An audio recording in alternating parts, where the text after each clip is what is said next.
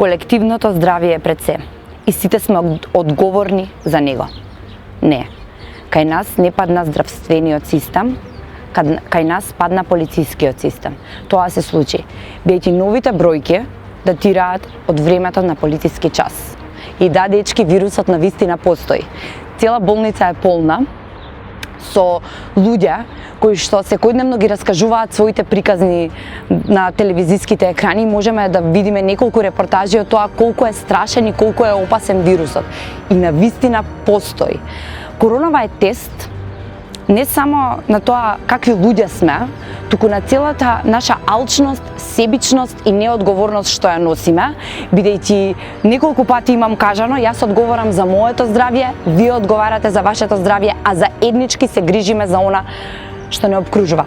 Полицијата мора да казнува непочитување на мерките, бидејќи со тоа се нарушува моето здравје, а ако јас се грижам за моето здравје, треба и ти да се грижиш и за моето и за твоето здравје. Се надевам дека ќе станеме поодговорни, дека ќе видиме дека се наоѓаме во светска пандемија и дека ова не е некоја приказна која што се раскажува, туку дека навистина постои, бидејќи јас навистина сакам летово да се капам во море, на бранови или во езеро и не сакам моето лето да се претвори во тоа да слушам колку нови бранови и колку заразени има од COVID-19. Сакам моите блиски луѓе да се здрави, сакам вие да сте здрави и сакам заедно да се заштитиме сите. Сакавме слобода? Еве ја слободата. Ја имаме. Зошто да не уживаме во неја? Ајде сите одговорно да уживаме во слободата. Мене многу ми е драга.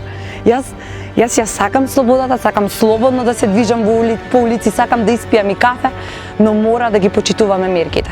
Бидејќи од нас зависи и економската состојба во нашата држава, и нашето психичко и ментално здравје, и целокупната ситуација во државата. Сега ние сме на тест. Ајде да видиме што можеме ние да направиме. Чувајте се и чувајте ги вашите блиски. Се гледаме.